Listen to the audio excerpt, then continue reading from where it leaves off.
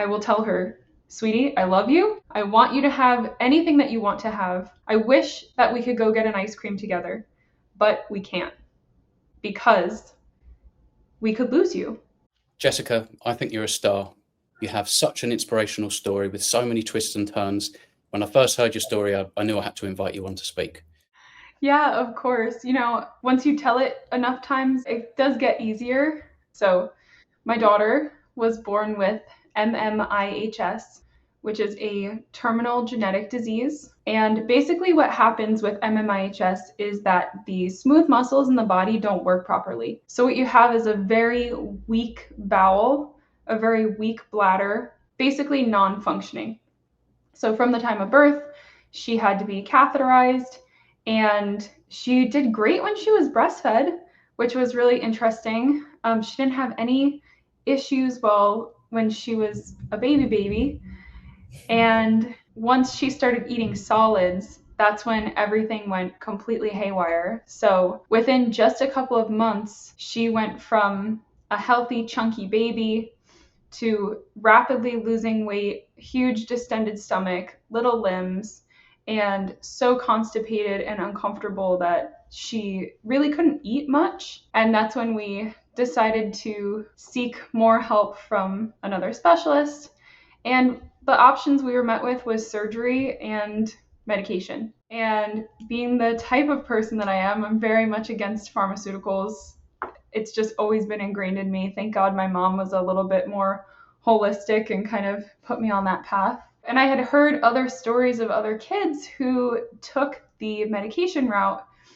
And as you know, with medications, they just continue to increase the dosage until there's no function left with their intestines at all. It basically forces the bowel to work until there's nothing left, and then they need a transplant. So I knew it wasn't going to be an option for us. However, we did try a round of antibiotics for the SIBO, small intestinal bacterial overgrowth, and that made everything a million times worse. Within a couple days of starting that antibiotic, she was in emergency surgery for her ileostomy placement.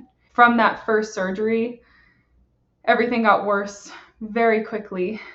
She needed a central line placed for TPN. TPN is total parenteral nutrition. So it is IV nutrition that goes through a port in your chest, in here, and down through one of the large arteries in your heart. And all of the nutrition is processed by the liver and kidneys. It's extremely damaging to the kidneys, and it eventually will cause liver failure. She was losing weight. She couldn't absorb anything. Her tummy got even more distended. We thought taking the colon out of the picture by placing an ileostomy, that there would be less distension, but it got worse and worse, and her small intestines were so overgrown with, I think it was yeast, and the doctors will tell you it was bacterial overgrowth, but I really think it was pathogenic yeast or candida that completely overgrew. And then as she continued to eat, things would ferment and the gas would be so bad she would be vomiting. She would vomit food from 3 days before, and we would realize she was severely dehydrated. She hadn't been absorbing anything all of this time, so we would rush her to the hospital, half conscious. Sometimes she would get life flighted. It was just hypervigilance 24/7. If we heard her cough, we were running to her, and because we knew there was a chance that she puked, and we had to pack our bags, even though it was 3 o'clock in the morning, and drive her 3 hours to the children's hospital with our flashers on, going as quickly as we could. Sometimes we couldn't make it, and we would have to stop at a hospital along the way, and she would be life flighted from there. So it was just complete and total chaos trying to figure out, how do we take care of this little girl? What can we feed her? Because everything we feed her seems to be a problem. And how are we going to keep her alive? And my husband is a man of faith, and he very much kept me positive and said, we're not going to stop searching for answers for her. We have to keep our mindset positive. We have to keep in our hearts that God is going to heal her so that we can move towards that. Because if we give up hope, then there's no one to help her. There's no one to advocate for her. The doctors had sat us down multiple times and said, you need to stop asking about dietary intervention and other interventions. There is nothing that can be done for her. You need to accept her diagnosis. You need to accept that she's going to be on TPN for the rest of her life, and that's it. And of course, we didn't accept that, and we kept searching. So we continued to just bring her back to the hospital in desperation. She had multiple ileostomy prolapses where her intestines actually came out of her ileostomy and were hanging out of her body. We would try to get them back in at home with the surgeon on the phone, and if we couldn't, we had to bring her in for emergency surgery. It was the most stressful situation you can possibly imagine with this beautiful child who had nothing else wrong. There's nothing neurologically wrong. She seemed like every other kid until if you lift up her shirt and see her tummy, you would see everything that was going on. Eventually, she had multiple ileostomy revisions. She had multiple line placements. Sometimes she was having surgery every single week. And I had my second son during all of this time. He was born early because I was just so stressed I couldn't hold him in. And so he was at one point in the NICU at one hospital, and she was having emergency surgery in another hospital 3 hours away. So literally my two kids were in two different hospitals at once. It was really a challenging time of life. She had an emergency surgery in March of 2022, and my husband and I knew she was getting close to the end if we didn't change something, because she could barely walk and she was 2.5. The surgery was so brutal. It took her a few weeks to take a couple steps again. She was just lifeless. She had no color. Her hair was not growing. She wasn't speaking or playing or interacting with us at all anymore. We prayed throughout this whole thing every single day on our knees for our child, holding hands. And that's when we found the no plant gaps diet. So it's essentially carnivore, but it's particularly for very sensitive, medically complex people. So it's like bone broth, which meat stock. So it's like bone broth, but short cooked, includes lots of meats, organ meats, fats, animal fats, and fermented dairy, egg yolks.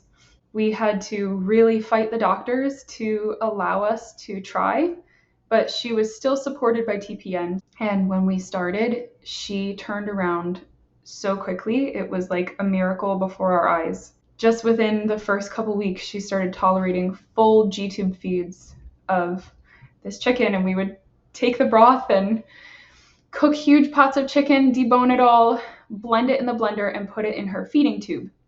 She had a lot of gas at first because it was killing all of the pathogens and the candida in her gut. People don't realize how healing food is so powerful, and it can shift your microbiome so quickly. So we had to move a little bit slowly. But within just a couple weeks, she was tolerating full G-tube feeds. Her lips were pink, her cheeks were pink, she was playing. I have pictures of her going to the park and to dance class for the first time. We were just like, you can't imagine the happiness that we felt. And within 2 months, she gained 10 pounds. So she was 26 pounds, skinny, frail, huge tummy. And then she's this chunky, almost 3-year-old running around the house. Incredible. That's amazing. Such a beautiful thing. What do other kids that have the same condition, and maybe more specifically the same phenotype, what happens to them if they don't find this kind of protocol? Many of them have passed away very young. Some kids don't even make it out of pregnancy. Their bladders get so big in utero that it pushes on their organs, and it kills them before they even have a chance to be born. A lot of children are aborted if they find the diagnosis prior to birth. My husband and I would never have considered that, but I've had 2 families message me and tell me that they were considering abortion, and I know for sure that both of them chose abortion because they didn't want to have to go through what we went through, which breaks my heart because you should always fight for your child. And then, there's plenty of other children who went into liver failure. I know of one child who was waiting for an organ transplant, and because she was not vaccinated on the CDC schedule, she wasn't allowed to receive a life saving organ transplant. So they were trying to fully vaccinate her prior to transplant. They gave her a big round of vaccines when she was dehydrated one day, and she went into a coma a couple days later and never came out. It's the best case scenario outside of this is they get a bowel transplant and then they have 3 to 5 years. There's like a 50% chance that they'll make it 3 to 5 years after a bowel transplant because the rate of rejection is so high and the surgery is so complicated. I bet. Yeah. What's the current state of your daughter now? Happy, healthy. She's almost 6 years old. Her birthday is in a month. Actually, 2 weeks. Ooh, I gotta get my stuff together. We brought her to Disney this winter, which was a dream of mine to get her there and, be able to have these experiences that we thought she'd never be able to have. She is happy, healthy, very tall for her age, beautiful, full head of blonde hair, goes to the beach every day with her brothers and goes boogie boarding with her dad. It's like we have three healthy kids now. I don't say that lightly. It's so easy to take care of her. All of these interventions, even the catheters, her bladder has gotten so much stronger on this diet that she doesn't require catheterization anymore. So Wow. that's like a huge weight off of our shoulders because imagine being out in public with a baby and having to find a place that you can do a sterile catheter. You can't just do that in a public bathroom. So we were homebound all the time. So have zero bladder control, and now she has some control, or like total control, or where is she with that? I would say it's like 80%. She does get G-tube fluids at night, so she does still get a catheter at night just to make sure she doesn't have to get up and down. Also, just to make sure everything is out from the day, so there's no infections or anything. Like the first couple times that it happened, she was still in diapers, and because she was about 3, and we realized she didn't have a ton of control, so we didn't want to pressure her to potty train. We would rather it come out than stay in. And we went to change her diaper, and it was soaked, and we couldn't believe it. And then it happened again and again, and we would cath to make sure her bladder was empty, and it was every time we checked. So that's also, even that part of the story alone, I don't think I ever touch on much, but that's a huge weight off of our shoulders because it was a lot of medical care every day. At one point, we were doing 5 G-tube feeds a day. She was still on TPN, so that was 12 hours overnight. That pump needs to be managed very closely because you can't get any bubbles or you can have an embolism. Also, she was a baby, so she had to not tug on the line or it could come out and you can bleed out. So we had to be with her, physically with her, for all of the time that she was hooked up. And then we were doing bowel irrigations, which is where you take a catheter and put it in the ostomy to get out anything extra and help move things along. It was 24 hours a day of care for her, for my husband and I. Thank God he's so supportive and helped me through all of it. I don't think I could have made it by myself. That's great. We all need support, 100%. My palms are sweating just thinking about it. The stress level you must have been experiencing just constantly. It must have been relentless. Yeah, I look back at the photos of my husband and I, and we've looked at the pictures together, and we can't believe how awful we look. He was about 50 pounds heavier than he is right now. I was at least 30. And our faces were drawn, and we had, our hair was thinning, our skin was pale. I mean, we were living in the hospital in the middle of summer. We lived there all the time, and I would never leave her. I never stayed at a hotel or Ronald McDonald House. I never left her side because I didn't want anything to happen to her while I was gone. But also, she was very attached to me, and I wasn't going to let her sleep in a hospital alone and go sleep somewhere else. So there was a long time that I was sleeping in the hospital with her and my little guy, who was like 3 months old at the time. He lived in the hospital with us from the time he was 3 months old till he was about 7 or 8 months old. Wow. How are they? How are your sons? Oh, they're great. They're great. They're They're pretty much on the same diet as she is. So my 3-year old he wants steak and eggs for breakfast every day. That's He'll great. have some vegetables, and every once in a while he'll have some fruit. And my 1-year old, both of them are big, rugged little boys that just want to play and roughhouse all day. And that's awesome. That's awesome. Have you had much of an opportunity to revisit people that couldn't help you or didn't have answers at the time? Have you sort of spoken to any of the professionals since? Yeah, I do very much try to keep in touch with them. And it's been a long conversation over the last 3 years of, hey, she's still doing great. What can we do to spread this information? Um, and finally, the Children's Hospital of Philadelphia agreed to write her in a case study. But now there are multiple other children that I've been working with who are doing fantastic and have had the same results she has. So they're actually going to do a case series on her with these other children and in tandem with a carnivore keto researcher from Boston's Children's Hospital and Harvard. So this is going to be a really huge deal. I'm also trying to get the GAPS Science Foundation involved. Dr. Natasha Campbell McBride is the one who wrote this protocol, and I think she deserves all the credit in the world because she essentially saved my daughter's life.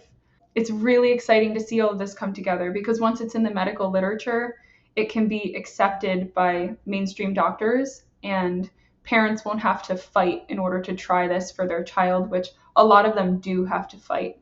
A lot of them even have ethics teams and CPS called on them for suggesting that they could try a diet like this. It's really a difficult landscape for parents to navigate. So once it's in the medical literature, Yeah. it will be easy. They can refer to the case series and all of these children who have had incredible results. And they are incredible results. So have you had any hiccups along the way? Has there been any kind of accidents in terms of the wrong foods with your daughter? Yes, only once. So we were about 3 months out from starting the diet.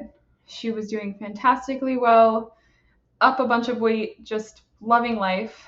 And we had a family party, and one of our family members let their kids eat crackers in our house, and they were all over the house, and I didn't know it. Mm. I was outside with my kids playing, and when I came back in, I saw some on the floor and I cleaned them up quickly. But apparently, she got some because the next day she profusely vomited and just kept vomiting. I measured it. I calculated it was her last 3 G-tube feeds. So her bowel was completely shut down and it was an emergency situation. She turned pale, completely white, and passed out, like lost consciousness. So I hooked her up to IV fluids, got her to the hospital, and she had a volvulus, which is where the intestines get so big with gas that they twist on themselves like a Yeah. balloon at a circus, and they can't untwist. So it can actually kill the intestines. So she was brought in for emergency surgery a couple days later when they realized it wasn't a pseudo obstruction, it was truly a volvulus. They were able to save her bowel. This is one of the many miracles that we experienced. When she was in emergency surgery, my husband and I were in her room, and we had our son, who's 3 now, in our arms. He was a little guy at the time. I think he was 6 months old. And we were on our knees praying in the hospital room. And literally while we were praying, I got a text and I picked up my phone, and it was the surgeon. And she said, "Everything's healthy in here. It doesn't look like she'll lose any bowel." And we were so incredibly relieved because if she lost her intestines, that's it. She's TPM dependent. She needs a Right. transplant, and her life would have been significantly shorter. So thank God, God protected her during all of this, and she was able to come out of that and recover. We are still dealing with some scar tissue from that surgery in particular because it was her worst surgery by far. So she's got a couple huge nodules of scar tissue that we've been working on. We have a frequency machine that gets rid of scar tissue, breaks it down. So I use that on her every day. And then there's also scar tissue enzymes called serrapeptase. Yeah. So we give her tiny bits of that to get rid of that scar tissue as well. But she recovered from that. That's when she was diagnosed with intestinal failure. All her papers were marked with that. And again, she came right back out of it, gained all the weight that she lost through the surgeries, and she gained so much weight on these G tube feeds that the doctors were telling us, you got to cut back on the G tube feeds because she's getting to the point of overweight. But it just felt so good to us to see her chunky for the first time that we just wanted to keep extra weight on her too in case anything happened and Yeah. she was in a situation where she was going to lose weight again. So, yeah, that was hard. But ever since then, she has been 100% on the diet, has not slipped up once. And I think adults need to think of her. I do. When it gets hard being on the diet and not eating the sweets and the carbs. She's 5 years old. She's been doing it for 3 years without a slip up. So if she can control herself in that way, then we can too. Of course, no one's perfect, but we try. I couldn't agree more with that, actually. I mean, some people have a real reason, don't they? I mean, I know I have mine, but I have an ileostomy, and I had an obstruction, and it's very, very painful. You think Mhm. it's just like indigestion, and then it progresses and exacerbates, and then you're on the floor, and then you start to really panic. You think there's nothing going in the bag, Yes, and the yes. pain gets worse and worse, and so you're thinking like, I only eat meat, it breaks down to a fluid. What's causing the blockage? And sure enough, I went to the hospital and had a scan, and it was tangled up in around the adhesions that had formed. Fingers crossed, I've been okay since.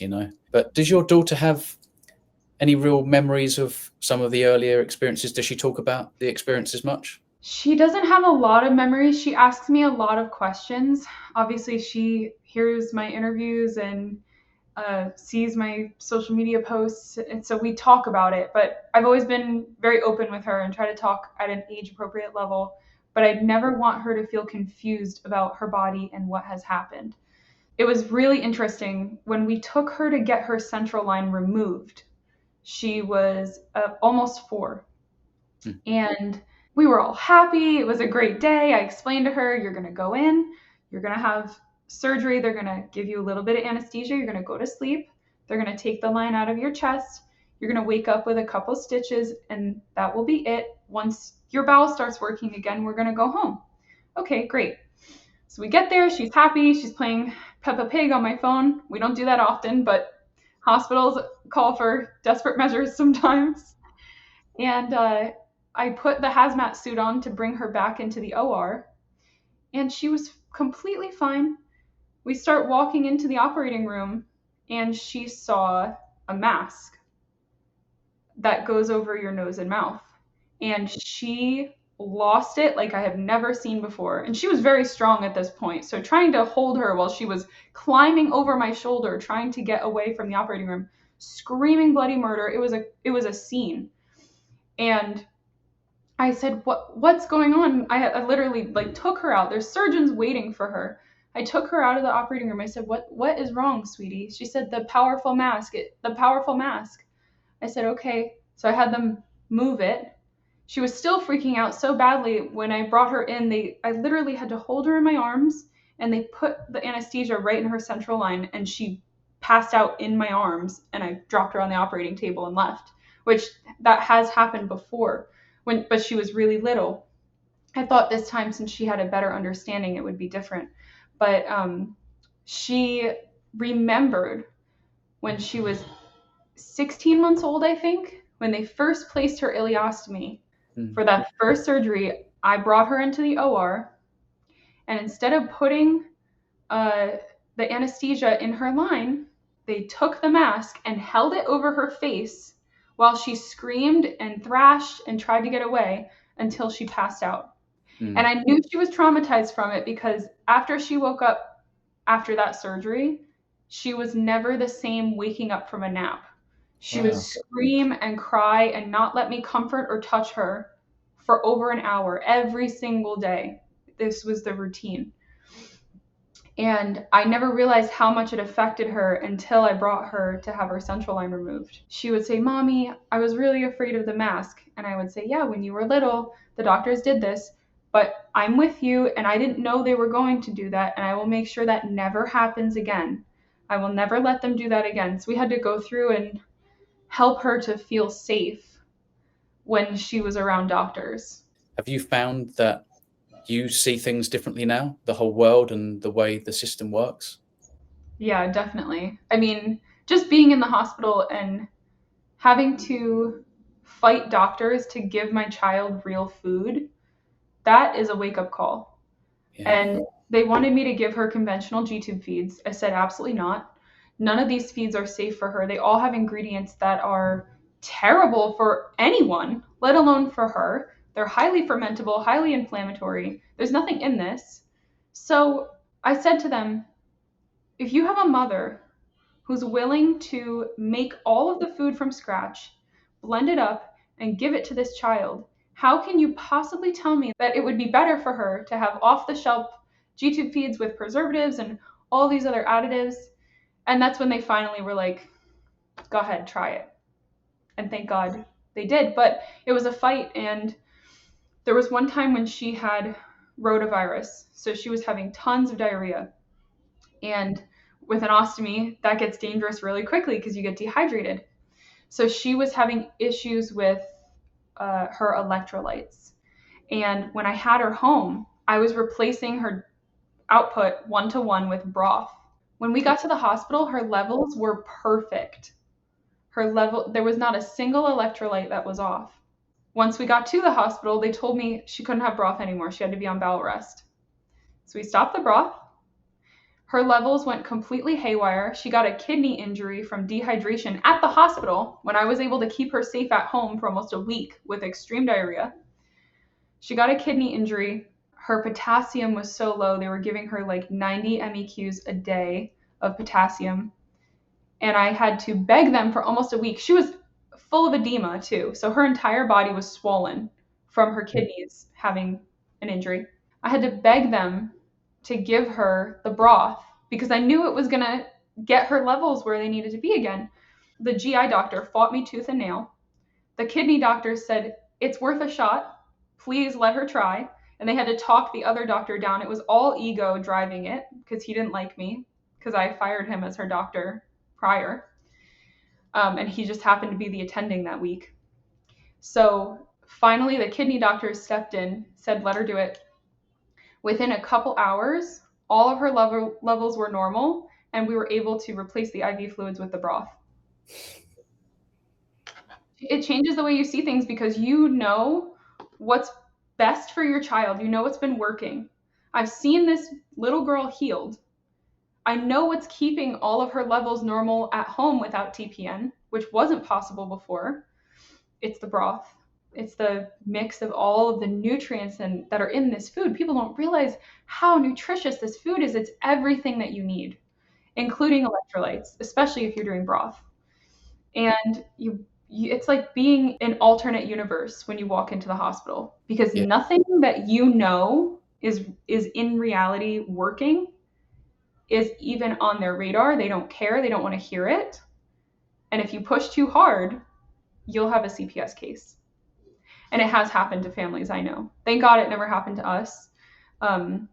I do know families that have pushed and said, no, we know this is what's best for our child. And they either took the child or got ethics involved. So it's really sad, the state of the hospital system in the United States, particularly with children, because holistic parents are under attack big time. What they feed her intravenously, is that similar to like an Ensure shake, would you say? Do you know the Ensure shakes? Yeah, yeah, the enteral shakes are disgusting. Same with TPN. It's it was GMO soy lipids for fat and dextrose sugar and a mix of elemental vitamins. And get this, she was getting 5 iron infusions per week through her port because her iron was so low, so her hemoglobin was so low. And once we started adding liver to her G tube feeds, no more iron infusions. Imagine you can use food and replace these dangerous medications. It's unbelievable, unbelievable. I remember just before I went into my surgery, I'd said, they ask you about allergies, and I just said all plants. So they were sort of like, okay, didn't really take it too seriously. Right before I was having the surgery, the surgeon was on the phone to me saying, "So you're not going to take the Ensure shake then?" And I was like, "No, no, I can't afford to take the Ensure shake." He's like, "But Mhm. you need your energy." And I was saying, "I've got lots of energy. I feel fantastic. I've got a little bit of a fat reserve that I've purposely built up. I'm going to be Mhm. fine." And then it's like they get you to fast as well. This is the thing. They get you to fast, but right before your surgery, they're going to pour seed oils and sugar and other, chemicals in there right into your system, and then they're going to operate on you while you're trying to metabolize that. Mhm. It's unbelievable, isn't it? It's a shocking reality that the healthcare system. It really is. They have no business advising on nutrition whatsoever. Um, the Children's Hospital of Philadelphia is open now to working with gaps. So this is a huge development, and if they follow through with it, I'm going to highly encourage parents to be seen there because I have been hounding them. I am relentless, and I've been hounding them to make a change to diet first interventions. First, we change the child's diet. Then, if that doesn't work, we could try medication and everything else. But I guarantee you, it will work. Because my daughter, you can't get any more extreme than intestinal failure. You can't get any more extreme than no movement whatsoever. And there's another child that I have been working with in Italy. This little girl was born with no motility whatsoever. So she was in a constant pseudo-obstructive state. She never had ileostomy output. She was draining bile from the stomach 24 hours a day since birth. We got her a frequency machine, started running it for constipation to make her bowels contract, started the no plant gaps diet. She is improving. Her TPN has been reduced. And this is a child who has a phenotype of 187. That's the most severe. Those kids don't make it more than a couple years at best. Wow. And we are already seeing improvements in her. So even in the most dire of cases, this does help. On the spectrum, 187 is definitely the worst. My daughter's right next to it. Right. She's the next level up, yeah. Where she has, but even now, like she has intestinal motility. But people will ask me, is she cured? Can she eat whatever she wants now? And it's like, no, she's cured because she's on the diet. It's not something where if she ate a cupcake today, we'd be in the hospital tonight and we could lose her. It's that serious. And it has to be 100% all the time. Yeah. How well do you think she understands that at her age? She's very mature for her age. Yeah. And most of the kids who are doing this diet, they do not, I don't know any kids who are doing the diet who have slipped up. Right. Even though they're children, these are little kids, 5, 7 years old, 4 years old. They don't slip up because they understand. And unfortunately, we have to explain to them like an adult. I will tell her, sweetie, I love you. I want you to have anything that you want to have. I wish that we could go get an ice cream together, but we can't because we could lose you. Yeah. And we talk through this on maybe a daily basis. And so, but we try to make it fun in other ways. I'll make Dr. Kiltz's ice cream recipe. That's safe for her. So we add a little bit of stevia to it with vanilla. I'll be honest, it's the best ice cream I've ever had. Way beats going out for ice cream. So she can have that. We make lemonade popsicles with stevia, lemon juice, and water. I'm trying to think what else. I make chicken nuggets and I use the pork rinds, the ground up pork rinds as the breading, deep fry them, delicious. We make like the chicken crust pizza with mozzarella cheese. We have to take it easy with the cheese with her. We can't have too much, but we still try to make it fun and let her be a kid. Is it the calcium when that creeps up that can cause potential constipation like symptoms? It's actually the lactose that's in the cheese ferments really Uh, quickly. It could cause like a pseudo obstruction or it can cause too much gas. Um, so we try to avoid cheese as much as we can. these pseudo obstructions, it's caused by gas, basically fermentation of food products. Mhm. What is actually happening physically to the part of the intestine? What's happening there? So what will happen is wherever the food is fermenting, the intestine will just continue to expand. And because it's floppy in the doctor's words, it has no tone. There's no limit at which that intestine will stop growing and contract. So it can actually cause a bowel perforation because their intestines will just continue to expand. Same with the bladder. Their bladders will not stop expanding. They will just fill to the point where other organs get pushed on and fail. So, and the intestine's too weak to push that gas through, so it's just a blockage.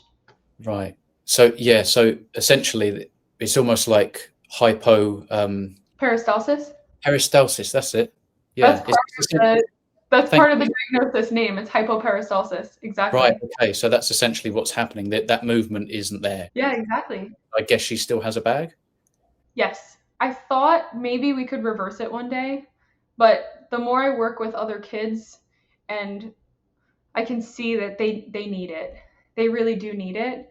And she accepts it, and we try to be as positive about it as possible. Like, it's no big deal. It's just part of your body. And she's really into fashion. So now she's getting to the point where she's like, can we go shopping? Or I don't want to wear this because it shows my pouch. And I'm like, yeah, no big deal. So we'll pick out dresses and, try to make it as comfortable as we can. She loves to do crafts. So I'm like, do you want to decorate your pouches? I'll give you a box of them. You can paint them or whatever. I've seen that. Um, I've seen a lot of people do that. I've seen people that color their bag that they also have a tattoo around it, and it kind of wishy-washes into the tattoo to kind of blend.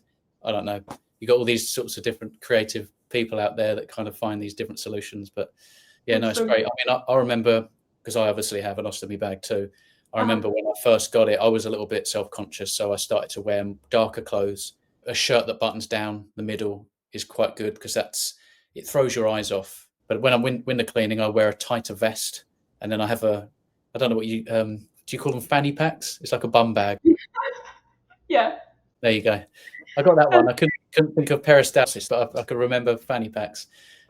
Yeah, so that kind of covers it. So you wouldn't know anyway. Yeah, it's all, I tell her that I'm like, it's all the same. And my 3-year-old, who is so sweet and innocent and loves his sister so much, he actually said this morning, he goes, I had a dream last night that I had a G tube and an ostomy like you. And I said, oh, is that right, buddy? He goes, yeah, I want to be like you." I'm like, my heart, it just hits me. But they don't see it as any different than any other body part. And they'll watch shows where there's people with like who are amputees or things like that, and or in wheelchairs, deaf, even people that wear glasses. I'm like, see, their body is just a little bit different, and it needs different support than your body needs. And we talk through this all the time, and I would like to mentally prepare her because I do think that it's going to be something she needs for life. And if it keeps her healthy and allows her to live a long, happy life, God bless America. It's really not the end of the world. And women are lucky too because we have more options in terms of things that cover. Wearing like an A-line dress, you'll never in a million years know. I never really thought of that actually.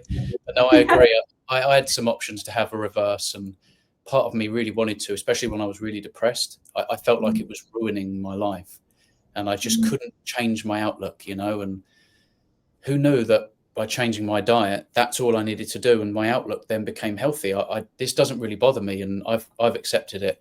The idea of having another surgery and risking the chances of either failure, because there's a good chance that it fails, and then you kind of revert right back to the same situation, which means two surgeries. Mhm. I was advised quite strongly against, but I've made my peace with it now, so I'm pretty good. Yeah, it's funny that you say that too because depression and what you're eating go hand in hand, and it really does not have that much to do with your circumstances. It's really what you're eating, and people don't realize that because if I'm out of ketosis, I like cannot function, and I feel like a negative cloud. And once I'm back in ketosis, I'm like ray of sunshine. Honestly, you've got a beautiful smile, and it's so lovely to see you wear it so often now, especially given what you've been through, and I know what you've been through. It's just lovely to see. How's your husband? Great. I mean, my husband lost a ton of weight because we're eating the same way she does. And we just moved to the south. So we live on the beach now, which is wonderful. There's a gym close by. So we both got back in the gym working out, and we're tan and swimming all the time. So life is really good. I'll be honest with you. It feels like That's fantastic. it all feels like a dream. Yeah. And now I find myself like allowing myself to rest more, taking more time just to not pressure myself to do anything, just to lay down and take a nap if I need it, because I know what it's like to be in a position where there is no rest anywhere in sight. And my husband is incredible, and he will say to me, "Hey, go take a nap. Take care of yourself. Like, go take a bath. Just chill." So I really need that. And it's a long process of recovery coming out of all of that trauma and constant stress to being able to learn to relax again. Your husband over here, we would call him a top bloke, you know. I found a great partner. We are such a great team, and he picks up a lot of the pieces. If I am tired and I want to go take a nap with the baby, he'll take care of our daughter and help her with her pouch and do her YouTube feeds. He is definitely a top bloke for sure. Absolutely, absolutely. So, have you inspired sort of many other parents like yourself in a similar situation to take the same protocols? Yes, I have so many people who have found me and reached out to me, which is another reason I'm so grateful to always do these interviews. Um, there's parents who have reached out to me whose kids don't have the same diagnosis, but different diagnosis. Um, my name has gotten around in the Amish community, so I have a Right. lot of Amish clients who call me for help with doing the same thing for their kids. A lot of genetic disorders that they deal with, and everyone wants to know how to make these carnivore G-tube feeds so that they can get their kids off of the processed tube feedings. Right. So I'm working on a video series explaining exactly how to make them, because at first when we started making them, it was very tedious trying to figure out how to make meat go through a feeding tube. It's Yeah. not as simple as just blending it. There's a lot of other steps. So yeah, a lot of parents have seen our story, have tried it for themselves, have reached out. We've come up with a good plan for them to talk to their doctors and get them on board so that they can start trying. And a lot of kids have healed. One little boy in particular, I am interviewing his mom in 2 hours. Actually, I'm very excited about it. He was 49 pounds when they called me in December. He was 7 years old. So my daughter's 50 pounds and she's 5. So he is very underweight. He was in the hospital for 40 days with a pseudo obstruction. So when his mom called me, I explained to her in one appointment how to do everything. And within just a couple months, he was off of conventional G-tube feeds. He was on Kate Farms before, which is a plant-based pea protein formula, terrible for them. Yeah. He was vomiting multiple times a night. They were irrigating the ileostomy multiple times a night. It was just chaos for their family. All of that is done. His levels are perfect. He's playing soccer. And just recently, he gained 15 pounds Wow. after all of this time. So that's the latest news. He's 64 pounds now. That's like 35% increase or something of body weight. That's amazing. Yes. Wow. Okay. And Yeah. so quickly, just giving his body what it needs. So his Absolutely mom right. will call me and she's like, he just eats bacon all day. Is that okay? I'm like, yeah, let him go for it. That's If amazing. that's what he wants. Yeah. Just finally, because I'm sure you make the meanest broth out there. What's your recipe? How do you make your broths? What would you recommend? The secret, especially if you're chronically ill, is lots of organ meat. So we use tons of liver, heart, kidney, whatever we can get our hands on organ meat wise. And then lots of gelatinous pieces. So I'll get like cow feet, like Right. the whole foot. They kind of break it down in the butcher shop. We'll put that in. Any bones or joints that you can get. Even they have like huge bones with joints in them from cows. They're like this big. But we just use huge pots, fill them up, and then for hydration, if you add 1 teaspoon of salt to each liter of broth after you cook it, that is the same as IV fluids. So that will keep you nice and hydrated, keep your electrolytes stable.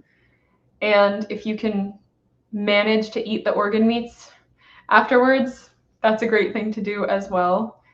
There is so much nutrition in those organ meats. They're so good for you. So how long do you keep the broth going before it's ready? 4 to 6 hours if you're doing red meat. Okay. If you're doing poultry, then you could do like an hour and a half to 2 hours. You don't have to boil as long.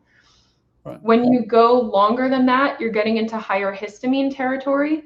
So people who have liver issues could have a reaction. They could be itchy, uncomfortable, brain fog, those sorts of things. So if you keep it on the lower end, 4 to 6 hours for red meat, you'll be good to go without any histamine problems.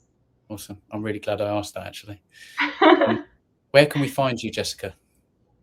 My website is chealthcollective.org. And my book is on there. I wrote a book about her entire story in detail. It's called Dying to Thriving. It's on Amazon. And if anyone wants to reach out to me directly, info@chealthcollective.org is my email. And on social media, I'm kind of all over the place, but mostly Instagram and TikTok. My handles are C Health Collective and C Health Collect, respectively. Awesome. Honestly, I couldn't be more happy for you and your whole family. Thank you so much.